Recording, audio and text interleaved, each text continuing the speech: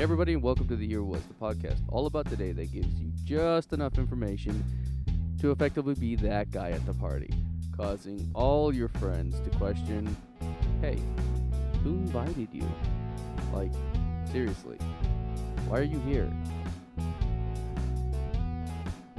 I'm your host, Michael Montalvo, and for the next few minutes we will open history's door and find out what makes today truly unique. On this episode, we examine the events that occurred December 11th. That's right, it's that time of week again, so let's get right to it. Imagine, if you will, standing on the battlefield. You are one of 140 British Army soldiers facing 4,000 Zulu combatants, and you are charged with defending your post against the forthcoming attack. This event did not take place on December 11th, but it happened as a result of it. But that's jumping ahead. In the late 19th century, settler and colonial determination to bring Africa under a firm political control meant that many African societies would lose the security that they had fought for and won. Due to economic changes and the need to secure authority over them, these societies would attempt to resist the extension of control over them. In this instance, them being the Zulu kingdom. As our intro already pointed out, the British were interested. But why were they interested? They wanted labor for the diamond fields in southern Africa, and they wanted to create a federation in the region that would destroy autonomous African states and bore land claims that were supported by the British. And that just so happened to be on territory held by the Zulu kingdom. Cider, who was the Zulu king, did not want to submit to British dominance, and so he began to assemble an army. The year was 1878, and on this day, December 11th, the British Empire, by way of Sir Bartle Frere, the High Commissioner for South Africa, issued an ultimatum to the Zulu kingdom: submit or face war.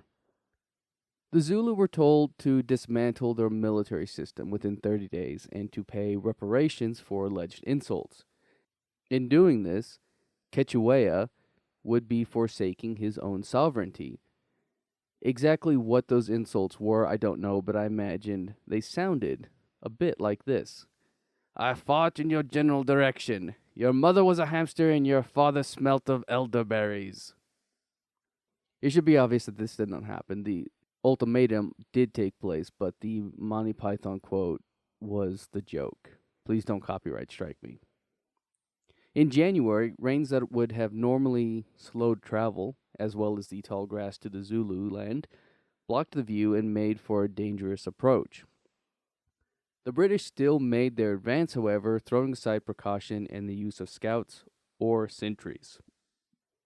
Their main objective, under the command of Lord Chelmsford, was to occupy the Royal Kraal at Ulundi, which they would attempt by advancing from three directions, a tactic that was similar to one that the Zulus themselves used. Lord Chelmsford planned to split his forces into three columns and surround the Zulu and force them into battle before capturing the capital. The right column crossed into Zululand near the Tugela River to secure a missionary station as a base. The left column made its way from Transvaal to Utrecht, and the center column crossed the Buffalo River at Rorke's Drift Mission Station. Once there, however, they found the Zulu army. Cider was not just sitting around. Fearing some aggression, he had already begun to purchase guns before the war, but the Zulu were just not properly trained in the use of the old-fashioned muskets and modern, for the time, rifles. They instead entered battle with shields and spears, and even with these primitive weapons, they proved to be a force to be reckoned with. They were courageous, maneuvered with exceptional skill, and were equally great in hand-to-hand combat. They were so skilled that many of the battles depended on if the British were simply able to keep the Zulu away. On the 22nd of January, 1879, a temporary camp was established at Isandlwana. They did nothing to strengthen their defense until hearing reports of Zulu activity nearby, however. Part of the force was taken away to meet the Zulu, and a surprise attack of over 20,000 Zulus attacked the poorly defended camp. Over 1,000 British troops were killed, and Chelmsford had no other option but to retreat. This defeat shattered any hope for a negotiation settlement. Right after Isandlwana, still on the 22nd, 4,000 Zulus would go and attack Rorke's Drift, where 140 British soldiers would hold them off for 12 hours. This would be a welcome boost to morale, but it had little effect on the war as a whole. The battle would actually be dramatized in the 1964 film Zulu, which, fun fact, introduced Michael Caine. The British would go on to fight off attacks as well as to go on the offense. However, little military progress would be made, and the British grew concerned of a possible Zulu attack to the British territory in Nadell. Orders were also issued for Lord Chelmsford to be replaced by Sir Garnet Wolseley. The Zulu were aware that Chelmsford was planning a second invasion into the Zululand, and King Kechuea sent envoys to negotiate peace. Chelmsford ignored the pleas and once again invaded at the end of May 1879. Now, here's another bit of trivia for you. Louis Napoleon, nephew of the Napoleon, served on Lord Chelmsford's staff. He was only allowed to go to South Africa on his mother's intervention on the condition he be kept out of harm's way. He was ambushed and killed near Ulundi, June 1st, 1879, and his death caused an international scandal. On July 4th, Chelmsford's 5,000-man army went up against 20,000 Zulu. This time, armed with Gatling guns, the Zulu charges soon slowed and then finally stopped.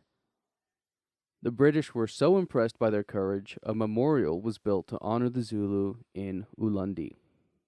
Kechuea was hunted down and captured and eventually sent to live in exile in London.